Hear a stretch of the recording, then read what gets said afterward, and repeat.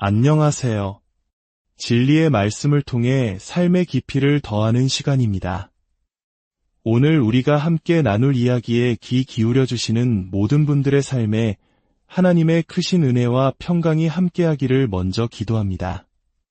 만약 오늘 이 이야기가 당신의 마음에 울림을 준다면 그 은혜를 주변 사람들과 함께 나누어 주십시오. 좋아요와 공유를 통해 이 말씀이 더 많은 영혼에게 닿는 것, 그것이 바로 하나님의 사랑을 전하는 귀한 통로가 될 것입니다. 자, 이제 성경을 펴고 디모데전서 한 장의 세계로 들어가 보겠습니다. 오늘 우리가 마주할 이야기는 단순한 교리 해설이 아닙니다. 그것은 한 젊은 목회자를 향한 늙은 스승의 간절한 마음이 담긴 편지이자 오늘날 우리 교회가 마주한 도전들에 대한 깊은 통찰입니다. 사도 바울은 자신의 영적인 아들이자 동역자인 디모데에게 이 편지를 썼습니다. 당시 디모데는 에베소라는 대도시에서 교회를 이끌고 있었습니다. 에베소는 항구 도시 특유의 활기와 함께 온갖 사상과 철학, 그리고 우상 숭배가 들끓는 곳이었습니다. 마치 수많은 사상과 가치관이 혼재하는 오늘날 우리 시대처럼 그곳의 성도들은 무엇이 진짜 진리인지 분별하기 어려운 혼란 속에 있었습니다. 더 큰 문제는 그 위협이 교회 밖이 아닌 안에서부터 시작되었다는 점입니다. 바울은 디모데에게 단호하게 명령합니다. 어떤 사람들을 명하여 다른 교훈을 가르치지 말며 이 다른 교훈이란 무엇이었을까요? 바울은 그것을 신화와 끝없는 족보에 몰두하는 것이라고 말합니다. 이것은 오늘날 우리에게는 조금 낯설게 들릴 수 있습니다. 하지만 그 본질을 들여다보면 우리 시대의 문제와 정확히 맞닿아 있습니다.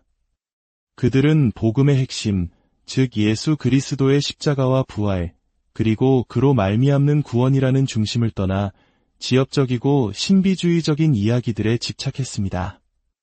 그들은 성경의 특정 구절을 자신들만의 방식으로 기이하게 해석하고 복잡한 족보를 분석하며 자신들이 마치 숨겨진 비밀을 아는 특별한 존재인 것처럼 행세했습니다.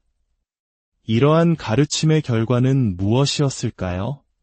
바울은 명확히 지적합니다. 그것은 믿음 안에 있는 하나님의 경륜을 이름보다 도리어 변론을 내는 것이라고 말입니다. 즉, 그들의 가르침은 성도들의 믿음을 굳건하게 세우고 하나님의 선한 일을 이루게 하는 대신 끝없는 논쟁과 분열, 그리고 지적인 교만만을 낳았습니다. 마치 영양가 없는 음식으로 배를 채우려 하니 속은 허하고 서로에게 날카로워지기만 하는 것과 같았습니다. 이것이 바로 바울이 경계한 가짜 기독교의 실체입니다. 겉보기에는 매우 지적이고 영적으로 보이지만 그 안에는 생명이 없습니다. 열매가 없습니다.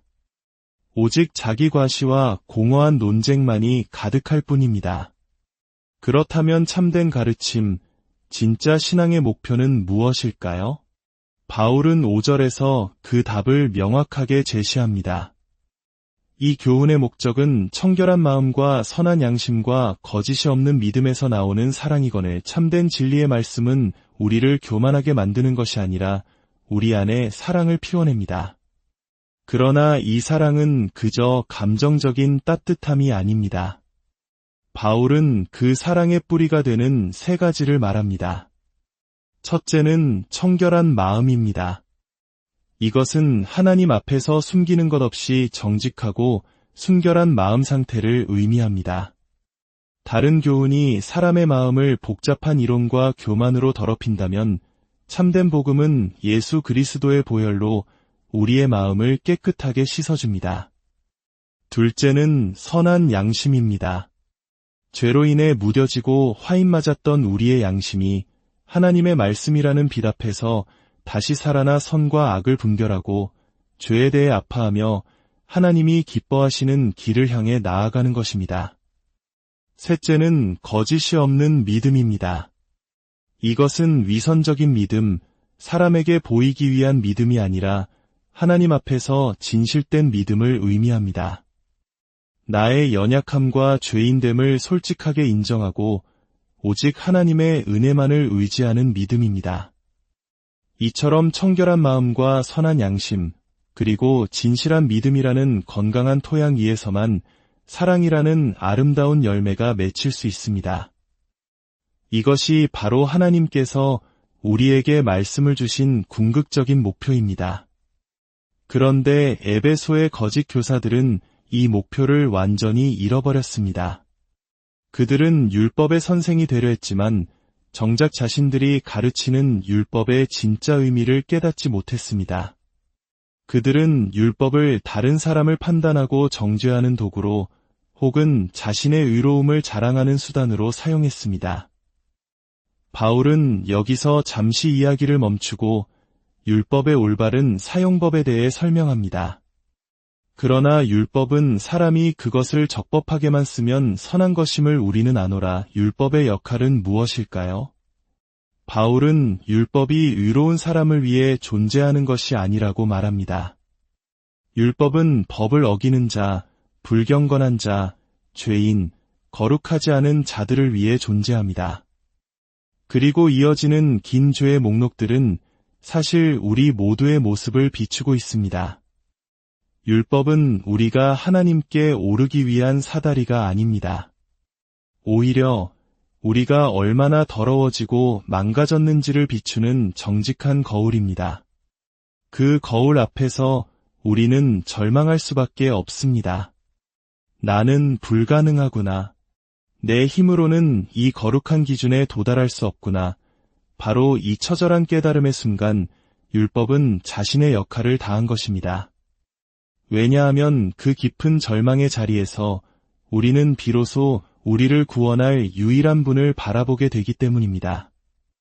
율법이 우리를 철저히 부서뜨릴 때 우리는 영광스러운 복음, 즉 예수 그리스도께로 나아갈 수 있습니다. 이것이 바로 사도 바울 자신이 겪었던 체험입니다. 그는 누구보다 율법에 정통했고 율법의 의로는 흠이 없는 자라고 자신했습니다. 그러나 그는 다메섹 도상에서 부활하신 예수님을 만났을 때 자신이 얼마나 교만한 죄인이었는지를 깨닫고 완전히 무너졌습니다. 그는 이렇게 고백합니다.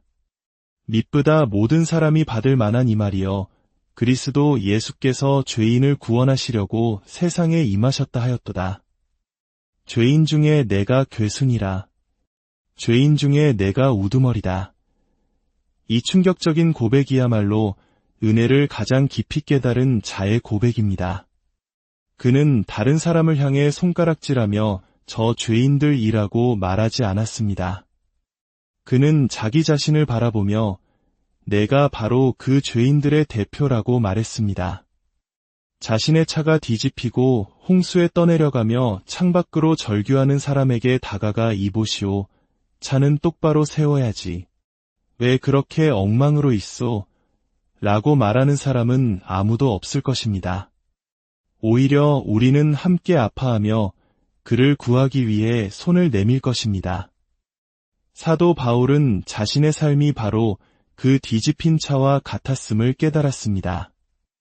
그리고 예수 그리스도께서 자신을 그 절망의 강물에서 건져내어 다시 일으켜 세우셨음을 알았습니다.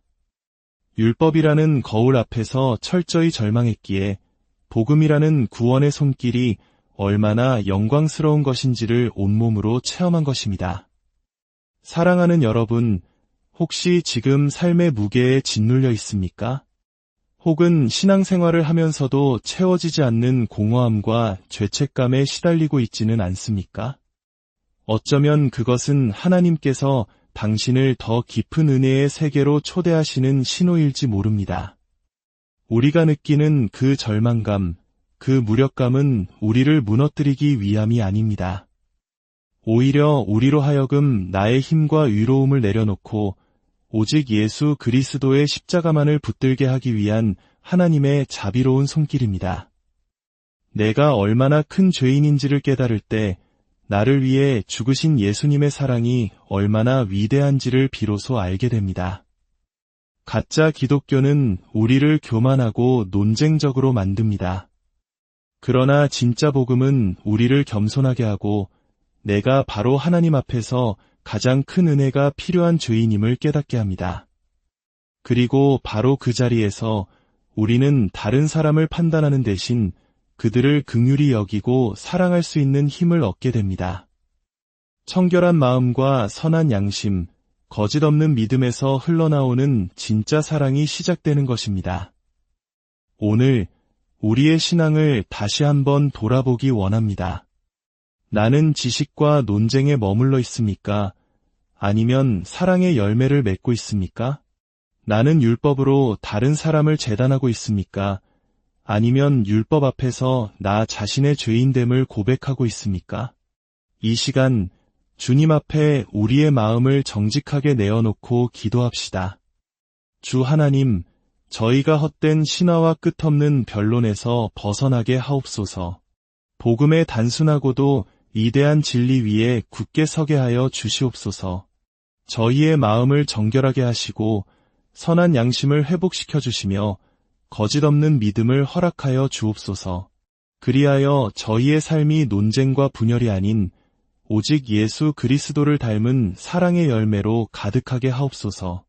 죄인 중에 괴수였던 바울을 변화시켜 이대한 사도로 사용하셨던 것처럼 연약한 저희 또한 주의 은혜로 변화시켜 주님의 사랑을 전하는 도구로 사용하여 주시옵소서. 이 말씀을 듣는 모든 분들의 가정과 일터 위에 그리고 그 마음 깊은 곳에 주님의 위로와 평강이 강물처럼 흐르기를 축복합니다. 예수 그리스도의 이름으로 기도드립니다.